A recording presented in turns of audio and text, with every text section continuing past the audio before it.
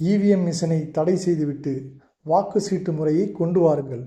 மோடி பிஸ்தா பருப்பு என பிஜேபிக்காரர்கள் புகழும் ஒவ்வொரு பதிவிலும் பேன் இவிஎம் டேக் செய்யுங்கள். இவிஎம் முறையால் வாக்கெடுக்கப்படும் தேர்தல் ரிசல்ட் அன்று பாருங்கள். காலை தபால் எண்ணிக்கையை தொடங்குவார்கள். அப்போது காங்கிரஸ் முன்னணியில் இருக்கும். ஆனால் இவிஎம் ஓட்டுகளை எண்ணும்போது கொஞ்சம் கொஞ்சமாக காங்கிரஸ் கீழே இறங்கி பிஜேபி மேலே ஏறும். மதியத்திற்கு பிறகு வருகிற லீடிங் கடைசி வரை இறங்கவே இறங்காது.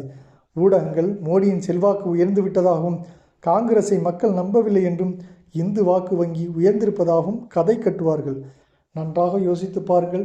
2016இல் ஆரம்பத்தில் திமுக முன்னணி பெற்றபோது அதே ட்ரெண்டு தான் தொடரும் என்பது அரசியல் ஆய்வாளர்கள் அனைவரும் கருத்தாகும்.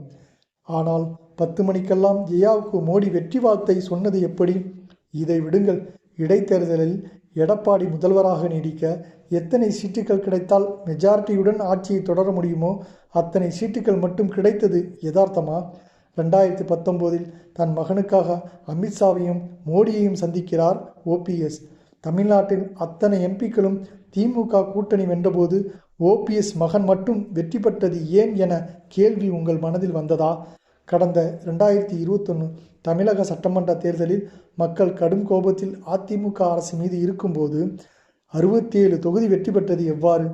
கடந்த ஊபி மத்திய பிரதேசில் ஆளும் கட்சி பிஜேபியிலிருந்து எதிர்க்கட்சியில் அணியணியாக வந்து சேர்ந்ததே கள நிலவரத்தை எடுத்துரைப்பதாக இருக்கும். ஆனால் பிஜேபி எவ்வாறு வென்றது? ஒரு கட்சியிலிருந்து மற்றொரு கட்சிக்கு செல்வது இயல்புதானே என எண்ணாதீர்கள். அதுதான் கள நிலவரத்தை எடுத்துரைக்கும் அளவுகோல். கடந்த தெலுங்கானா தேர்தல் இதற்கு சாட்சி.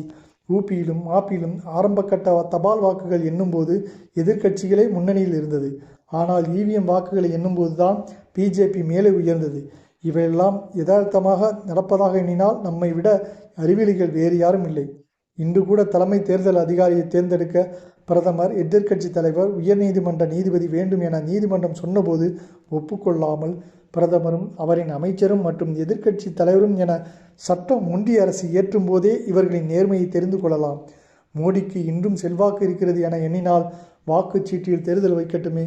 வாக்குச்சீட்டில் தேர்தல் வைத்தால் எண்ணுவதற்கு நேரமாகும் என்று காரணம் கூறினால் ஆகட்டும் என்றே சொல்வோம். 5 வருட இந்தியாவின் தலையெழுத்தை தீர்மானிக்கக்கூடிய தேர்தலின் முடிவுகள் 2 நாட்கள் கழித்து வருவதில் என்ன தவறு இருக்கிறது? தேர்தல் நடத்தி 1 மாதத்திற்கு பின் ரிசல்ட்டை சொல்லும் செயலும் நடக்கத்தானே செய்கிறது. ஆகையால் இவிஎம்க்கு எதிரான கருத்துக்களை அதிகம் பகிருங்கள் தோழர்களே. மோடி பிஸ்தா பருப்பு என பிஜேபிக்காரர்கள் புகழும் ஒவ்வொரு பதிவிலும் பேன் இவிஎம் டேக் செய்யுங்கள். அதுதான் நம் எதிர்கால சந்ததிகளுக்கு நாம் செய்யும் நல்லுபகாரம். முகநூல் நண்பன்.